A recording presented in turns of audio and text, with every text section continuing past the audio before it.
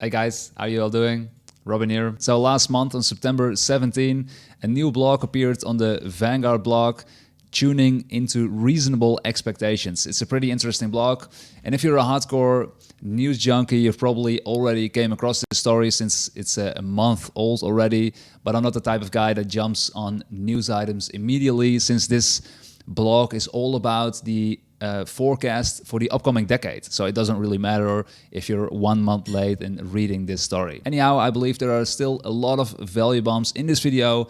Also, if you already came across this story, since I tried to dig into what they've wrote about their forecast for the upcoming decades. So the end-all conclusion is that they expect lower returns than what we've seen these last 10 years. So for the last 10 years, from 2010 up until 2020, we've seen an annualized return of 7% for the 60/40 portfolio. So this is the real return for the 60/40 portfolio for the last 10 years. And you probably already know this, but the 60/40 portfolio is pretty common for people in retirement. So they have 60% in stocks and 40% in bonds. So if the stocks go down quite a bit, they also have the bonds for fixed income. So if you have a similar situation as me, who has active income coming in, we don't own bonds yet. We're not near retirement, so we are probably 100% stocks. So at least I am 100% stocks. And here are the graphs, the charts for the 100% US stocks and the 100% ex-US stocks. And we'll come to that in a bit, but we'll look for now at the 60/40 portfolio. So how did they come up with these numbers,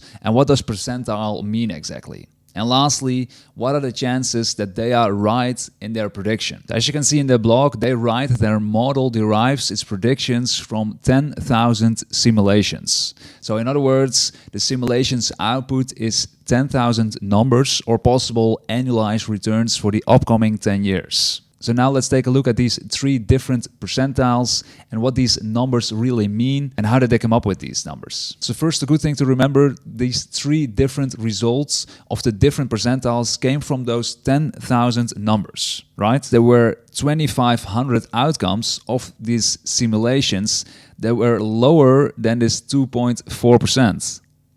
But again, there were also 7,500 outcomes that were higher than the 2.4%.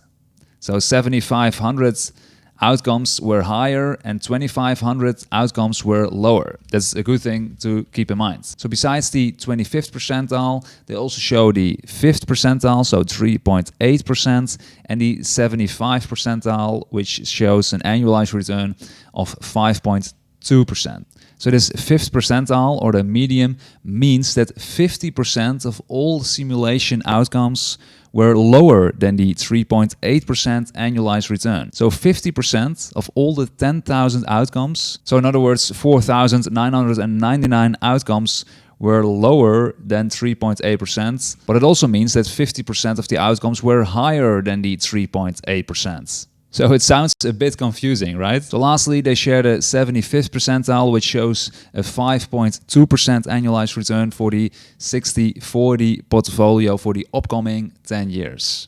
So this 75th percentile means that 75% of all the simulation outcomes were lower than 5.2%. So of all those 10,000 outcomes, 7,500 outcomes were lower than the 5.2% annualized return. So the chances of having a higher return than 5.2% according to their model is pretty low, because only 2,500 outcomes were higher than 5.2%. So they write in their blog the following: we encourage investors to look beyond the median to a broader set between the 25th and the 75th percentiles of potential outcomes produced by our model. So in other words, the chances of having an annualized return for the next decade for the 60/40 portfolio somewhat between 2.4% and 5.2% is pretty high. So now you know how they came up with these numbers and what this percentile stuff means.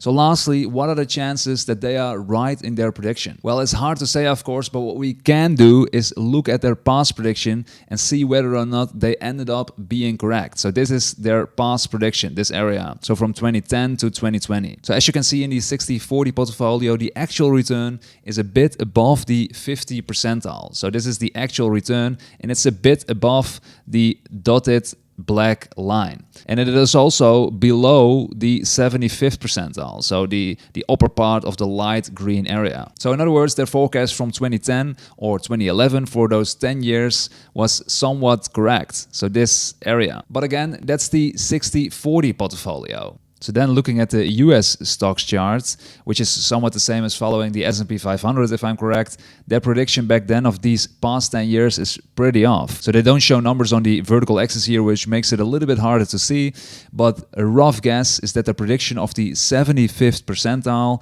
is somewhat around the lines of 8 or 9% annualized return. So this is the part of their first prediction of 2010 up until 2020. So that's from this point up until this point. So it's basically the same chart, of course, but there are different numbers. So if you would draw a line here, it will probably end up like around 8 or 9% annualized return here.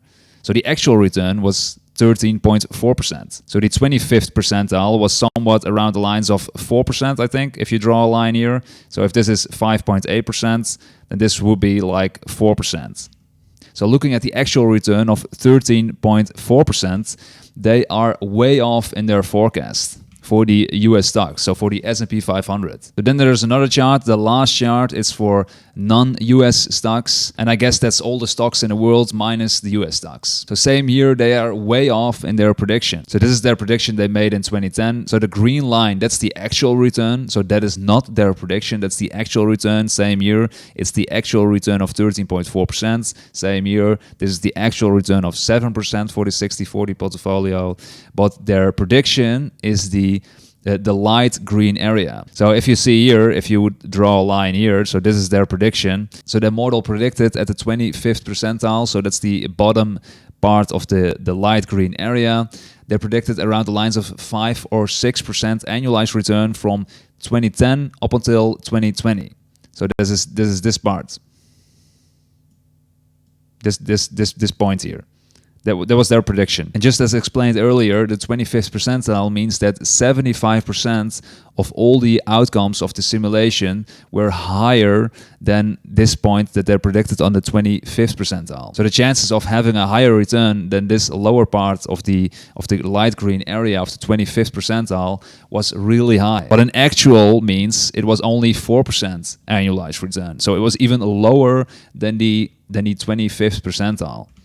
So the chances of this happening should be really low in their simulation. So looking at the 75th percentile, so which is this part here, it stood at around 10%. So it's a bit hard to see again in this chart, but it's somewhat around the lines of 10%. So again, this is pretty off because the actual return is 4%. So near the end, the author of the blog post writes, "Our forecast today tells us that investors shouldn't expect the next decade to look like the last. And they'll need to plan strategically to overcome a low return environment. So knowing this, they may plan to save more, reduce expenses, delay goals, perhaps including retirement, and take on some active risk where appropriate." So I'm not sure what they mean with active risk, but it's not really a positive message they're sending here. So we need to plan to save more, we need to reduce expenses and delay our goals. So especially if your goal is retirement in the upcoming decade, you should perhaps delay retirement, according to this blog post. So all in all, if you were to follow this blog's predictions, you're better off buying non-US stocks. But then again, they were only right once, looking at these past 3 predictions of the 60-40 portfolio, the US stocks portfolio, and the non-US stocks portfolio. So as said in the beginning, the Financial Times also dedicated an article at the Vanguard's predictions. And if you read the comments, people are all over the place. So some say, keep adding and worry about something else, while others reply, works great until it doesn't. So then there is another comment on the Financial Times article, which says, another article focusing on all the problems of investing while offering no potential solutions. Perhaps we should all just withdraw everything and stash it under the mattress. So I don't think that's a good idea, and I don't think he will do that as well, but I think he's trying to be sarcastic here. So I'm very curious to hear your thoughts on this matter. So do you stay on course and keep adding, or are you planning to change your investing strategy? And if you're planning to change your investing strategy, what will you change? Let me know in the comments below. So for me, my plan, I probably just keep buying the all world ETF, what I've been doing these past few months. and I'm also keep buying a little bit of Bitcoin. And if you want to read my latest update around my portfolio, about my net worth, about my investments and my strategy and all of that, check out my blog, creatoract.com. I'll leave a link to my blog in the description below to my latest updates on my financial situation. So if you enjoyed watching this video, make sure to click the thumbs up button so I know you like this video, and it will also recommend this video to other people as well. Also, make sure to subscribe if you haven't done so already. I'm planning to make more of these videos in the future. Thanks for watching, and I'll see you next time. Bye-bye.